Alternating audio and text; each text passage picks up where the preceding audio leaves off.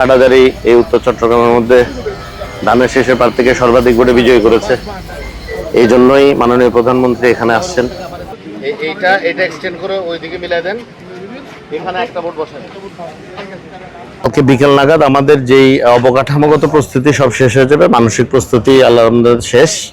আমাদের সবাই খুব উৎসাহের সাথে উদ্দীপনার সাথেই চেষ্টা করছে যাতে এটা একটা ঐতিহাসিক প্রোগ্রাম বা ইভেন্টে পরিণত হয়।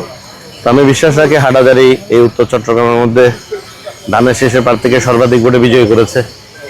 এই জন্যই মাননীয় প্রধানমন্ত্রী এখানে আসছেন। উনি এই এলাকার মানুষকে কিছু দলের পক্ষ থেকেও কিছু সহায়তা করবেন এবং ওনার যে সহায়তার ধারা এটা অব্যাহত থাকবে। আমি বিশ্বাস করতে চাই যে একটা ঐতিহাসিক সম্মেলন ইনশাল্লাহ হাটাজারিতে হবে।